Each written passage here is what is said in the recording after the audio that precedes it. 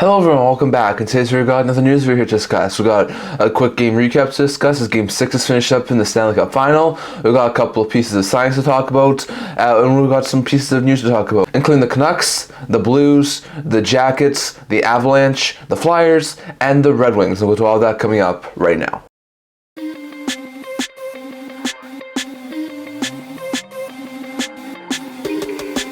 Hello everyone, welcome back to another video here at the Internet Talking Channel. Before we get into this video, don't forget to like this video and subscribe down below. Thank you all for your support, we're never able to, so if you guys, if you haven't already, don't forget to subscribe button down below. And don't forget to leave a comment down in the comment section below discussing all today's video. Now once again, we're going to start today's video off by discussing a quick game review from our past couple of days.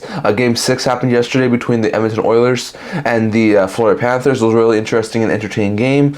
In the first period, it was not early on, but just about midway through the first period, the Oilers were able to get the opening goal. Full goal scored at third of the playoffs from Drysdale and Kulak, making it 1-0 Edmonton. Really good goal there from full goal, and that's the way it was at the end of one. Edmonton was completely controlling play in the first period, had the fans behind them, and they were able to get the 1-0 lead. Then, just a mere 46 seconds into the second period, the Oilers were able to make it 2-0. Henrik from Janmark and Ekholm made it 2-0, so really good stuff there for the Oilers to get them the 2-0 lead.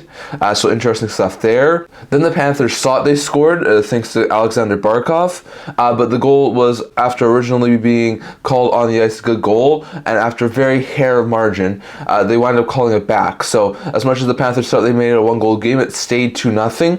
Then there was a couple of missed calls, and then a late second period goal from Zach Hyman with 1 minute and 40 seconds left from Nugent Hopkins made it 3-0. That's the way it was at the end of two. It was 3-0 Edmonton. Then, just 1 minute and 28 seconds into the third period, Barkov would eventually get his goal from Verhaeghe and Kulikov to make it a 3-1 game. Give the Panthers a little bit of hope, only down 2 with basically the entire third period to go. But then a couple of empty net goals. One from Ryan McLeod, who got assisted by Warren Foegele. One from Darnell Nurse, who got assisted by Stuart Skinner and Philip Broberg. Will put the game to bed. 2 empty net goals gave the Oilers a 5-1 lead. Still a completely bad game there from the Panthers, and the Oilers were able to push it to 7. So it's a 3-3 series now. Winner take all Game 7 will be happening on Monday. So it's interesting to note there. The Oilers, they came out flying in this game. They looked fantastic in the first period. I think the Panthers did look quite good in the second and third periods, but they were never able to really get anything going. And maybe if that goal counts in the second period, they would have a different story here. But it didn't count, and the Oilers do end up winning. So interesting stuff there. For the Oilers, Warren Foegele had a goal and an assist, and Nurse, McLeod, Henrik and Hyman also scored for the Oilers in the win. While for the Panthers, Barkov with a lone goal scorer in the loss. So a bad loss there for Florida. So now we're heading to Game 7. The Stanley Cup will be awarded on Monday, whether it's the Oilers or the Panthers. So interesting stuff there. If the Panthers win, they can put this, come back in the rearview mirror and still win their first ever Stanley Cup. If the Oilers win, it's the first reverse sweep in the Stanley Cup final since 1942. So it's going to be an interesting game. At this point in time, I have really little hope that the Panthers are going to be able to win.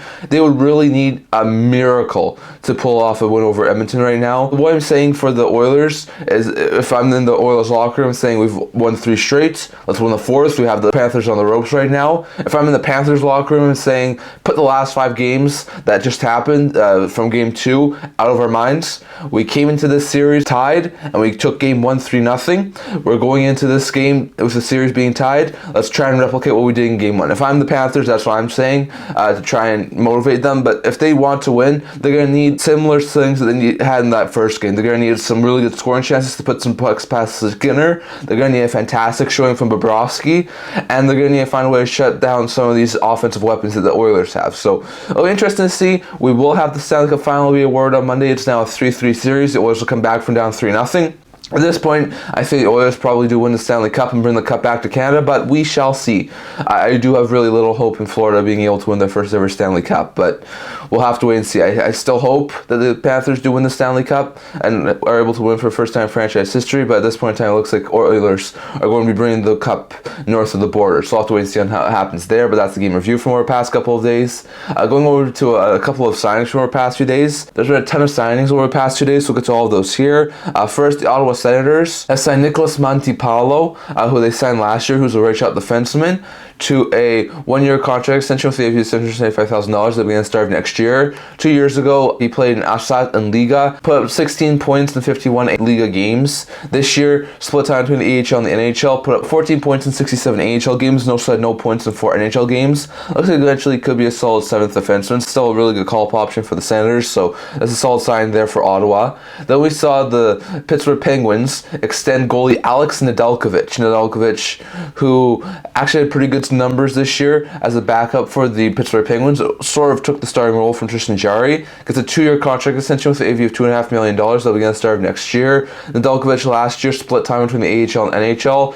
Played 15 NHL games at a 3.53 GAA and an 895 save percentage with the Red Wings, and also played 26 AHL games, putting up a 2.71 GAA and 912 save percentage. This year, he got into 1 AHL game, putting up a 2.0 GAA and an 895 save percentage, but had 38 NHL games, putting up a 2.97 GAA and a 902 save percentage. So he looked fantastic. I think he should still be a really good tandem goaltender with Pittsburgh, depending on if they keep Jarry or if they go in a different direction. So that's a really good sign there for the Penguins to keep Nedeljkovic and not risk him going to free agency. Then the Blackhawks sent RFA center Cole Guentzel, who's actually been a really good fit there over the past couple of years. He gets a 1-year deal with AAV of $775,000 that we're going to start next year. Now, last year for Guentzel, he had 14 games of NHL action, put up 4 goals and 6 points. This year, playing 27 NHL games, putting up 4 goals and 8 points, and also playing 39 AHL games again, putting up 16 goals and 40 points. So he looked fantastic at the AHL level, and I think eventually should be a solid third or second line center there for the Blackhawks. That's a solid sign there for Chicago. Then we saw the Utah franchise sign Patrick Koch, who's a defenseman, to a 1-year extension with AV of $775,000. Koch, 2 years ago, played in Czechia, putting up 3 goals and 12 points in 46 games. This past year, played in the AHL for the Arizona Coyotes, putting up a goal and 15 points in 63 games. Also playing 1 NHL game for the Coyotes. So looks eventually could be a solid, maybe 6th, 7th defenseman. So it's a solid sign there for the Utah franchise. Then we saw Dallas Stars sign an in-season acquisition in Matthias Emilio Peterson, who they acquired from the Calgary Flames. He gets a 1-year contract extension with the AV of $175,000 that will be going to start next year. Emilio Peterson has been playing basically AHL his entire career. Last year had 19 goals and 44 points in 61 games. This year had 11 goals and 38 points in 66 games. Looks pretty good. I think eventually could be a solid call-up option, so it's a pretty good sign there for the Stars. Then the Vancouver Canucks signed a couple of players. First is then Cole McWard, who's one of their RFA defensemen. He gets a 1-year extension with the AV of $175,000 that will be going to start next year. McWard last year got into 5 games of NHL action, putting up a goal, and also had 9 goals and 21 points in 39 NCAA games. This year he got into 1 game of NHL action, put up no points, but also had 17 points in 57 AHL games, and I think McWard eventually could be a solid third pair defenseman, so solid sign there for the Canucks. They also signed right wing forward Linus Karlsson, who got into a couple of games this year.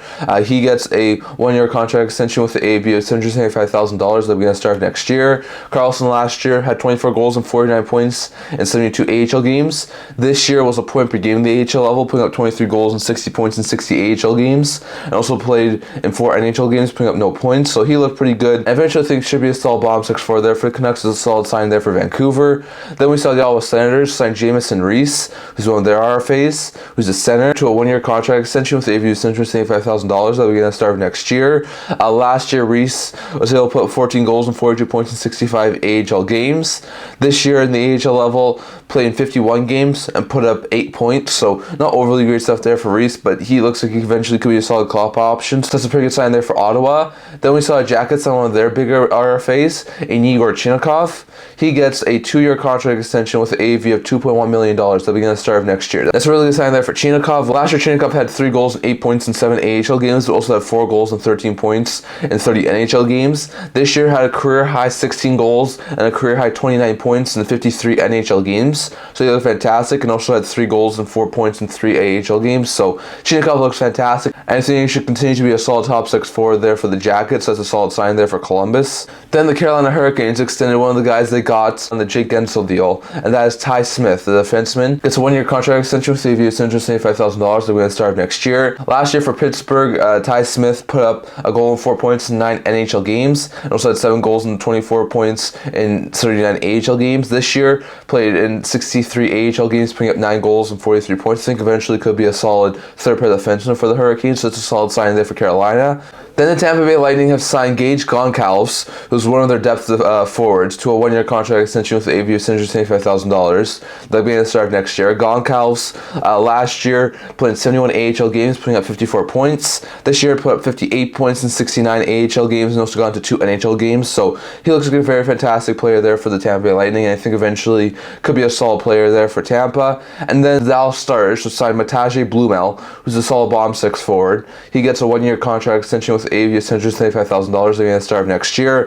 Blumel last year had a goal in 6 games, also put up 19 goals and 44 points in 58 AHL games this year, and 31 goals and 62 points in 71 AHL games. And I think eventually could be a solid bottom 6 forward, and this is right now a good call-up option there for the Stars. So it's a solid sign there for Dallas. But those are all signs from the past couple of days.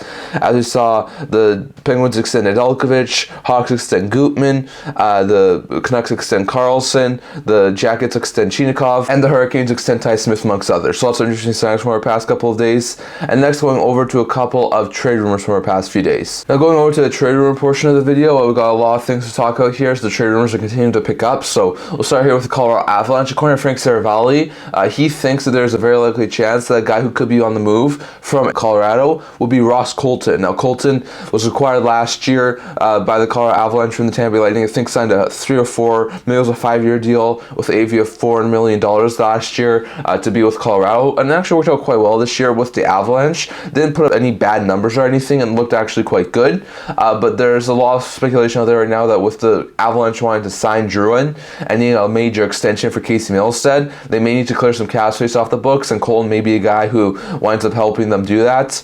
Colton's, like I said, a really good player, really good middle 6 forward, can really help on a team's third line, maybe even second line, and at $4 million for the next couple of seasons, he's cost controlled, so there could be a lot of teams interested in him, especially some who are looking for some more depth scoring, who can need a third line player who can put up 15 to 20 goals and put up 35 to 40 points. So I think that could be a really good addition there for teams if they're able to nab Ross Colton from Colorado. Once again, I don't think it's overly ideal given the fact that the Avalanche just acquired him last year, but with them needing some cap space, it might be an option there for the Avalanche to try and free up some cap space. So I have to wait and see on that, but Colton seems like he's out there right now, and in order to sign Drouin and Milstead, the Avalanche may be open to moving him. Going over to the Vancouver Canucks, according to Frank Saravalli, as well as a couple of other reporters I've heard, the Canucks may be going very hard after Jake Guentzel in free agency. Now, we talked about how the Carolina Hurricanes could move his signing rates somewhere, potentially before free agency starts, so they can get something back for Guentzel's signing rates. But according to a couple of reports, if Guentzel does hit the free agent market, the Canucks are going to go extremely hard after him, potentially even giving him a contract with an AAV of over $9 million. So that would be interesting stuff there for the Canucks. So they may be a huge player right now for Jake Guentzel if he hits free agency. And it does make sense. I mean, the front staff of Vancouver and Patrick Allvin and Jim Rutherford, they like bringing in former Penguins players. Jake Guentzel is a former Penguins player. The Canucks did seem to have some interest in Guentzel at the trade deadline, so it does make sense. They also need a really good winger for Elias Pettersson, which Jake Guentzel could be. So I'm not exactly sure if they should pay him over $9 million to try and bring him in, but that could be a really good fit in my opinion for the Canucks are able to bring in Guentzel in free agency. It could really help solidify that top 6. So we'll have to wait and see on what happens there, but according to a couple of reports, including from Frank Saravalli, the Canucks may be one of the front runners in free agency for Jake Guentzel, and they could be a really big player for him, so we'll have to wait and see on what happens there. Going over to the St. Louis Blues, according to Dave Pinot of the4thperiod.com, he linked 3 teams to potentially having interest in acquiring St. Louis Blues defenseman Colin Parayko. One is the Calgary Flames. We've heard his name be linked to Calgary over the past little while. I've heard that a couple of times. Parayko's a solid top 4 right shot defenseman. We could see Parayko be trying to get moved this offseason by St. Louis to try and rework that blue line, and I think Parayko in Calgary could be a solid top pair, top 4 right shot defenseman, especially after they lost some of those guys like Tanev and Hanifin. So I think that could be a really good fit there for Calgary if it was the right price to acquire him, so I'm not overly surprised by that. Another team he linked to was Toronto. Once again, not overly surprised by that. We know the Leafs are trying to look for a couple of solid top 4 defensemen. Parayko is that. We also know that Parayko's former head coach and Craig Berube is now the head coach of the Toronto Maple Leafs. Leafs, so that would be an interesting connection there too. So I wouldn't be overly surprised if the Leafs definitely had some interest in a guy like Colin Parayko and tried to acquire him. I'm not sure if he would be the guy going back if they were to try and move Mitch Marner, but I could see a really good fit there for Parayko if he was able to go to Toronto. So I'm not overly surprised if they're a team who has some interest. And another Ontario team who may have interest in Colin Parayko is the Ottawa Senators. Now, this is a little bit more of a surprise, but then again, it's not overly. We know that the Sens are looking for a top 4 right shot defenseman. That's exactly what Parayko is. Part of me thinks that if there was a deal to be had there between the Senators and the Blues, could Chychrun go to St. Louis? Because there was a lot of speculation when Chychrun was getting dealt to Ottawa that the Blues did have some major interest in trying to bring him in. So I do wonder if we do see like a defenseman swap of some sorts between Parayko and Chychrun if the Sens do really have some interest. So we'll have to wait and see exactly what happens there. But according to Pagnota, 3 teams do have some major interest in Colin Parayko, and that is the Senators, the Maple Leafs, and the Calgary Flames. So we'll have to wait and see on that. Going over to Columbus Blue Jackets, there's been some reports out there that have said that the Jackets are open to moving the 4th overall pick. It's another high draft pick that seems to be open to be moved for the right price. Now, I don't think the 4th overall pick will get moved personally. I think Jackets will keep it, or maybe consider trading down a spot or two, but I don't feel that the Jackets are going to outright move it. I think they still are in the midst of a little bit of a retool rebuild thing, and they need to try and keep as many high draft picks as they can. So I wouldn't be overly surprised if they hold on to the 4th overall pick, but it does seem like there's a couple of reports out there that say Jackets will be open to moving the 4th overall pick if the right deal came along, so we'll have to wait and see on that. Going over to the Philadelphia Flyers, some recent reports are speculating that Joel Farabee is indeed being shot by the Philadelphia Flyers, and there's a really good chance he gets dealt at some point this offseason. Farabee's a solid top 6 forward. He's young, he can put up 20 to 30 goals. He's cost control for the next couple of years, so there'll be a lot of teams I think who need some scoring help who would have interest in Farabee. So with Farabee now being shot by the Flyers, I wouldn't be overly surprised if we saw a trade, so definitely keep your eye on that. It sounds like Farabee will get moved at some point, and it sounds like the Flyers are shopping him, so we'll have to wait and see on that. And lastly, going over to the Detroit Red Wings, there's been some speculation as well over the past while that has said that the Red Wings may be a landing spot for the Anaheim Ducks goalie John Gibson. Now, we've seen some goalie moves over the past couple of days. We saw Kemper be dealt to LA. We saw Markstrom be dealt to New Jersey. It sounds like Allmark could be headed to Ottawa if the Senators are able to pull off that sort of a deal. So if those 3 things happen, then there's very few teams who really need a starting level goaltender. I could link Seattle, Columbus, and Detroit as 3 teams who I personally think would be interested in starting level goaltender, and guys like Gibson and Saros still out there. And I could see the Red Wings have some interest in John Gibson. Now, the goaltending was not overly good this year with Alex Lyon, James Reimer, and Ville Husso. We know that the Ducks probably don't want to be spending $6.25 million on a backup because Dostal basically has the net now for Anaheim. So I think they'd be open to moving Gibson. So it sounds like they would need to move Gibson, bring in a backup. Could they try and target a guy like Ville Husso or Alex Lyon from Detroit? It's possible. So I'm not exactly sure what the trade will look like, but the Red Wings do have a couple of really good prospects. Not sure who they consider moving, but they have guys like Berggren, Wallander.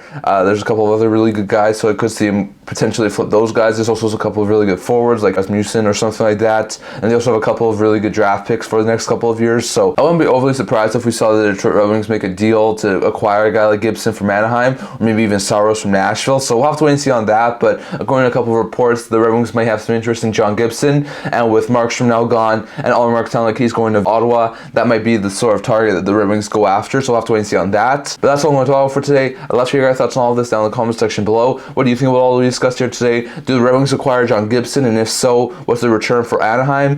Do the Avalanche move Ross Colton, and if so, what's the return for Colorado? Could the Canucks try and get Guentzel in free agency? Do you agree that Ottawa, Toronto, and Calgary could be landing spots for Colin Parayko? Do you see the Columbus Blue Jackets moving the 4th overall pick? And if Farabee is being shopped, where do you think he could go? Plus, what do you think about the signs from our past couple of days? And what do you think about the Oilers extending the series to Game 7? And what do you think about the Oilers potentially reverse sweeping the Panthers in the Cup final? Definitely let us know your thoughts on all of that down in the comment section below. That's all I'm going to talk for today. Remember to like this video, and for that, subscribe down below. Thank you for your support whenever we go with all of you guys. So if you haven't already, don't forget to subscribe button down below, and don't forget to leave a comment down in the comment section below so you can all discuss today's video. I also have a blog talking about news, rumors, analysis, stuff like that, so if you check that out, I'll leave a link down in the description below, and I can't see you guys all for the next video. See you guys soon.